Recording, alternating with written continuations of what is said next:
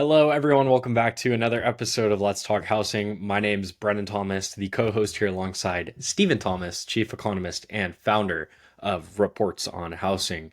Today, we will discuss the most recent economic news and statistics, like usual, giving you the lowdown, cracks in the housing market, private listings, price reductions, tariffs, and more, of course. But first, Stephen, really quickly, what is going on in the Thomas household?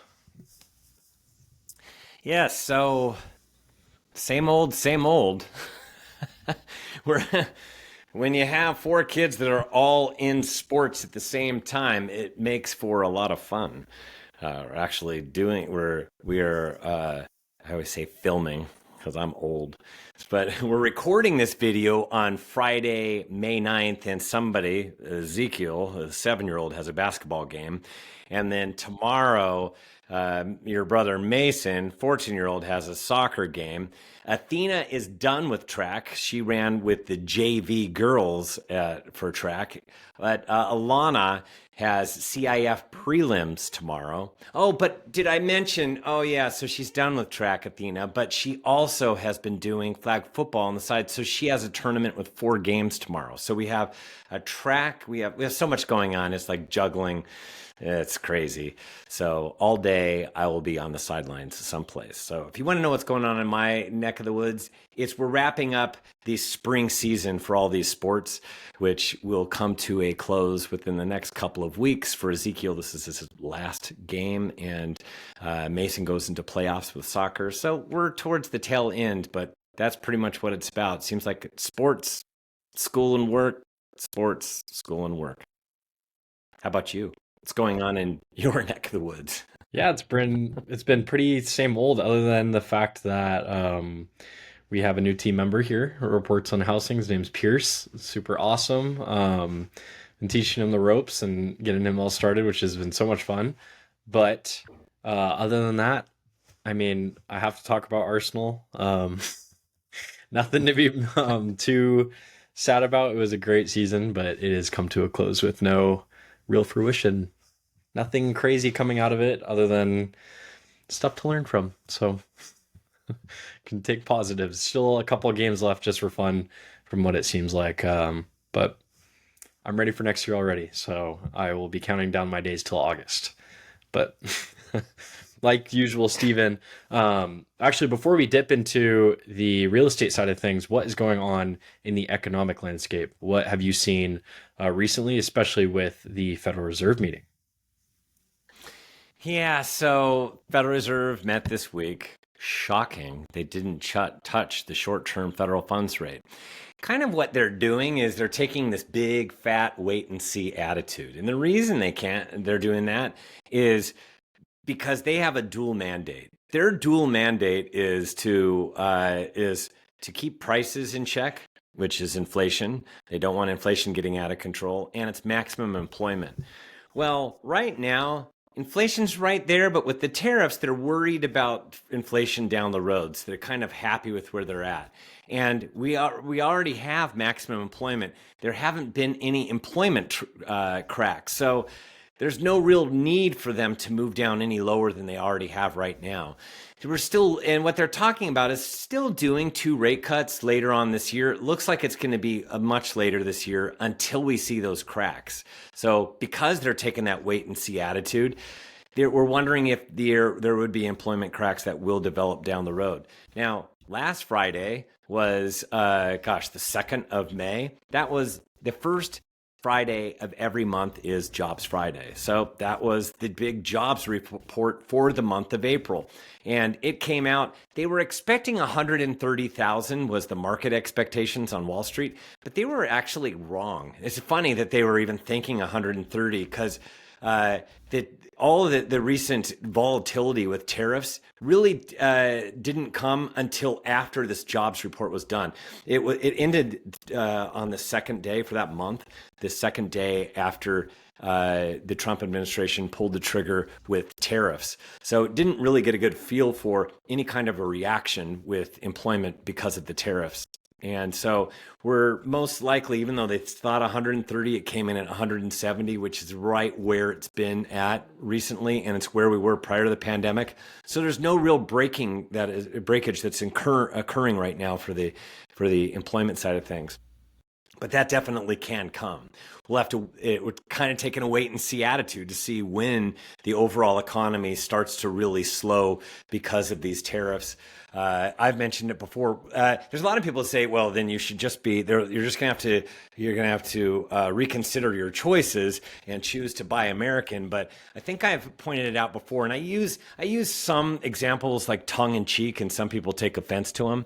But but they're really, it's you're going to see this more and more probably within the next month. By the time we get to June, you're going to start to see it in more different goods that you're trying to purchase. One of them being, for me, I'm going to watch coffee go up because coffee is, we other than Hawaii, we don't really have the right temperatures for growing coffee. So most coffee is imported. We like to consume coffee in the United States. Also, my favorite, because I love maple syrup, real maple syrup, not the fake stuff on the grocery shelves. I like the stuff that comes from Canada. That right now, when you go there, is like $18 at my local Stater Brothers. $18 for a little container of maple syrup. But here's a little hint though: you can go to Costco and get it for 12. And then I had a new pump put in for my pool because this one that I had was like 22 years old, needed to be replaced. I got a quote back in February, and I decided, I'll wait. And then my pump totally broke. Needed a new pump, and I go, is there any way you could do a deal? And he goes, I can't do a deal. As a matter of fact, I have to charge you. It's $140 higher, and it's because of the tariffs.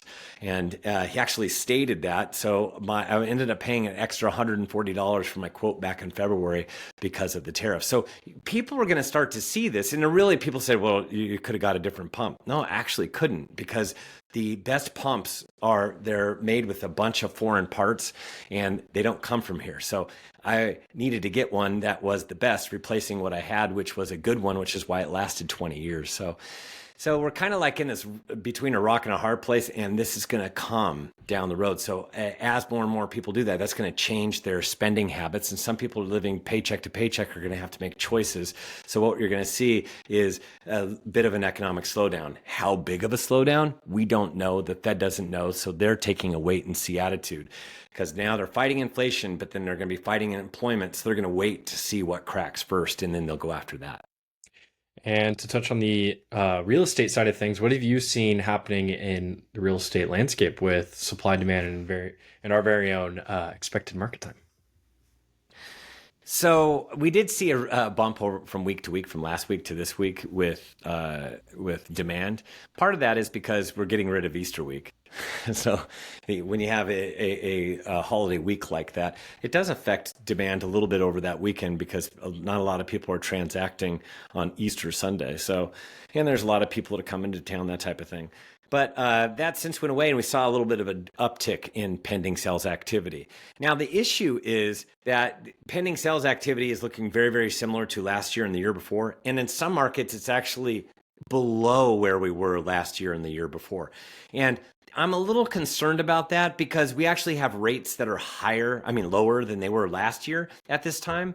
So my concern is that I kind of know where this is coming from. And I was always concerned when I started to see consumer sentiment really falling, and people saying they're really worried about inflation and they're really worried about the economy.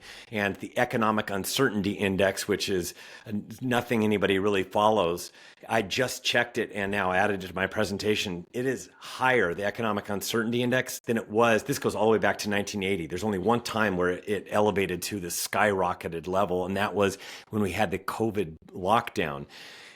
Now I'm looking at it from month to month. It just now exceeded the height of COVID. So right now is the most uncertain that we've ever been, going all the way back to 1980 when they started doing this. So there's a lot of uncertainty out there, and I was wondering if that was going to hit demand, and it has hit demand. We should be a little bit higher than last year. I'm not saying tremendously higher, because we're still in the upper echelon between 6.5% and 7%. really we would see a noticeable uptick in demand if we got below 6.5. But last year we were playing above 7% all the way from February through the middle of July, and it ruined our spring and summer markets. This year, beginning the mid February, we've been actually below 7%, so it should have been more pending sales activity. It's not. And and there are more homes coming on the market. We've talked about this before.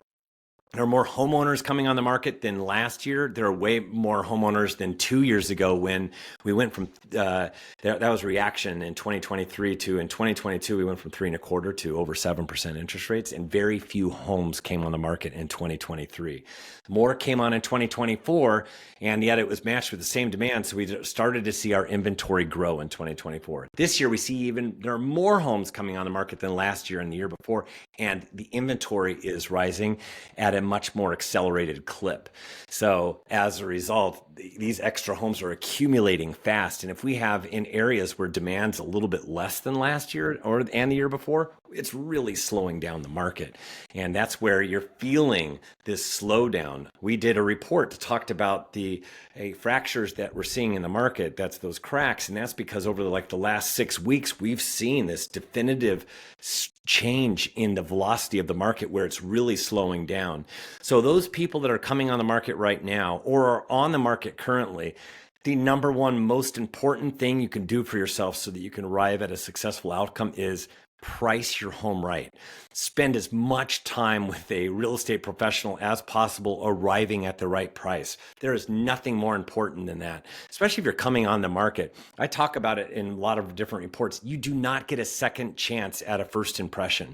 So when you have to reduce the asking price down the road, you might be at the value that you need, a price that you need to be at, but you're already shop worn. You do not get the same fanfare, and that is not the first impression that people have had it of the property. All these buyers have already scrolled past that house before and saw that it was overpriced. Now that it's priced right, they're not as excited as when it initially came on the market. So that's kind of what's going on right now. And it will continue to slow as this year progresses unless rates fall below 6.5%. We get that breakage in the labor market that I talked about.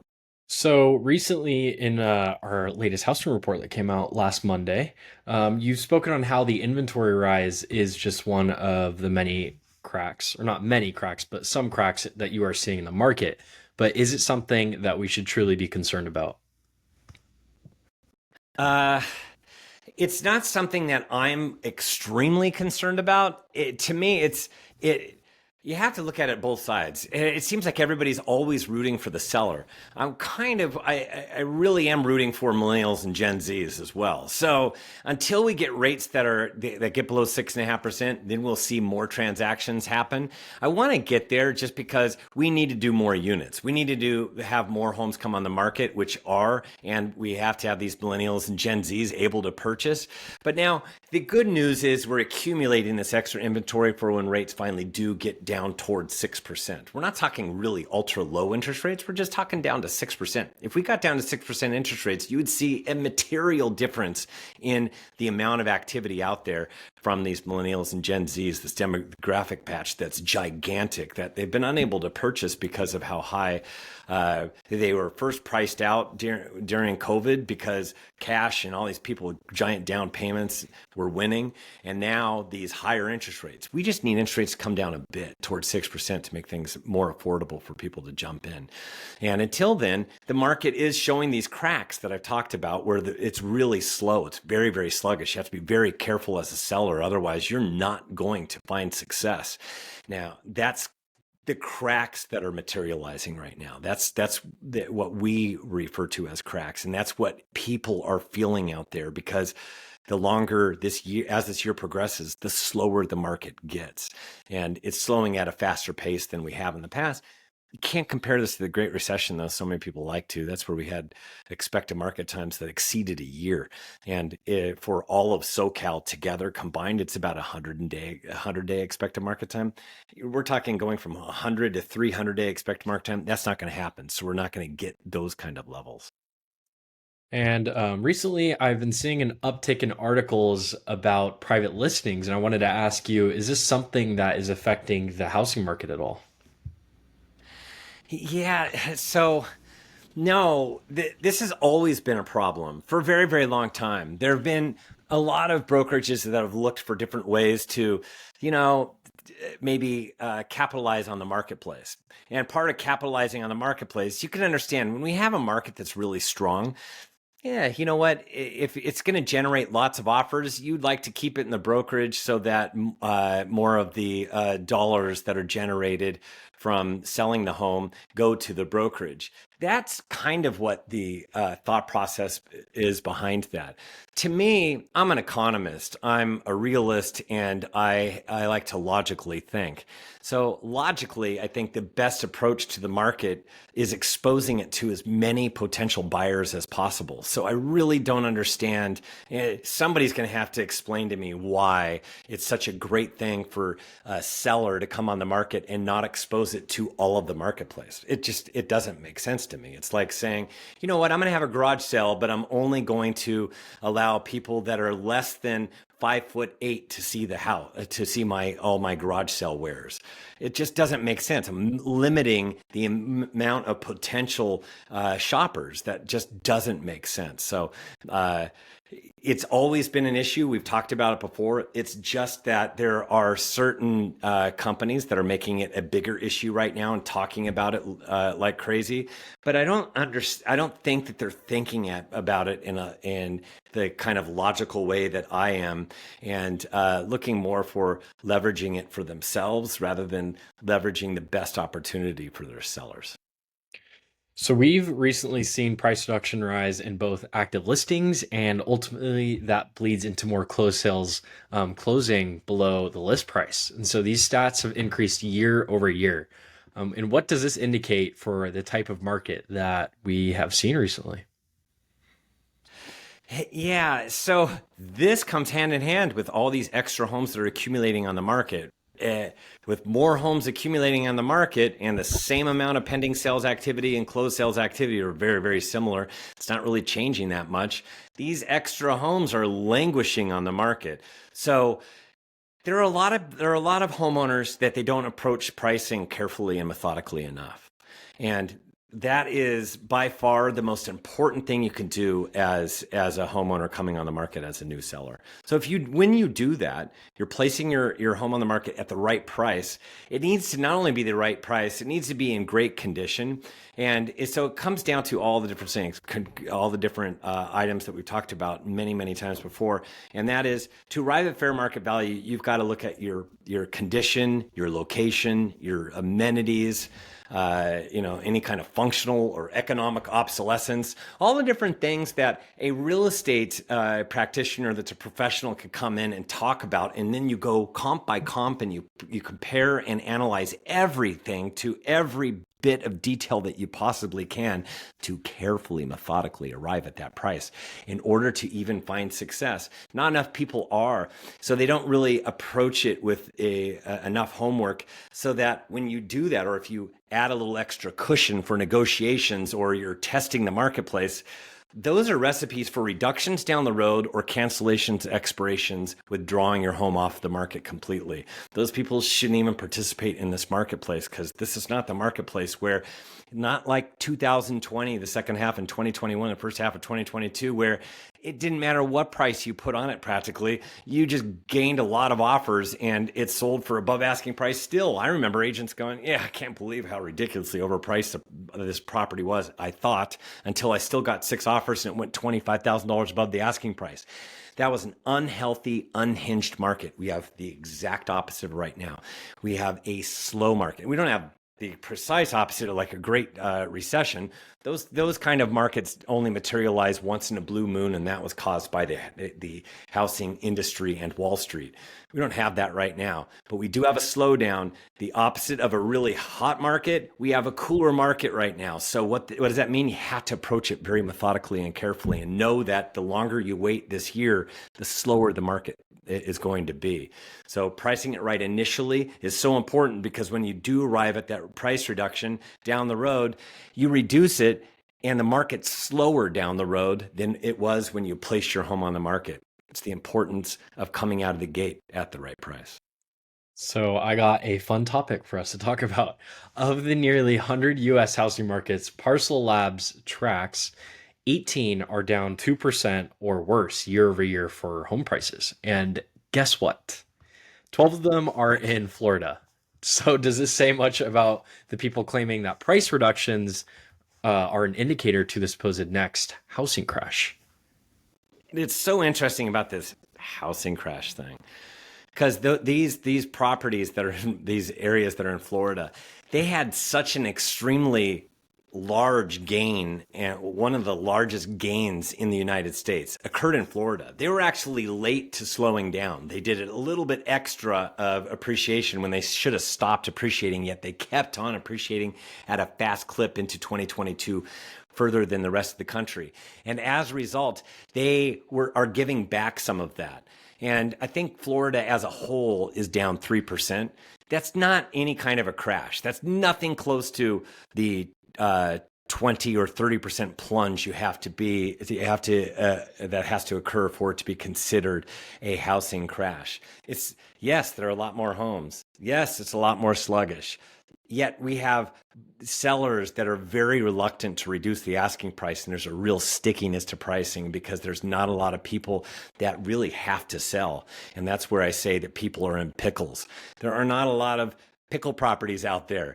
They just don't exist in the multitude that they did during the Great Recession. So you're having a real hard time for values to come down at a very fast pace. That's that stickiness in pricing. That's kind of where things are at. And I don't and 12 of the 18 are in Florida because Florida kept on going beyond where everybody else did, and they're still, even after you consider the reductions, they're still those areas of Florida are still in the top 10 for the United States in terms of value appreciation from the start of COVID. So you have to take everything with a grain of salt, and you got to be careful what you hear and what you read and what these I don't want to Wise be words very here. careful.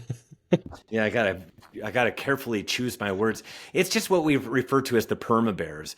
They're permanently bearish. I had the same thing. Somebody talked about Case Shiller and was commenting on Case Shiller. And Case Shiller is Robert Shiller, who created that.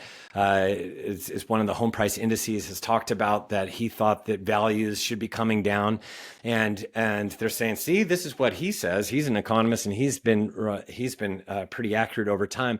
But what people fail to understand is, and I actually had to see the number of times he did it. So I used Chat GPT to figure it out. And they go, yeah, you just Chat GPT'd it. Yeah, I did, because it's going to tell you exactly how many times that Robert Shiller said that the housing market was going to come down in price. And he said it many times since 2021. He said it in 2021 there'd be a 10% correction in the housing market, and he was so wrong that if anybody listened to him and didn't act based upon what he said, they would have missed out on a considerable amount of appreciation. So he was a bit wrong, and that's where I say, you know what? Even if you say the same thing over and over again, which is what he's saying, a broken clock is always right twice a day.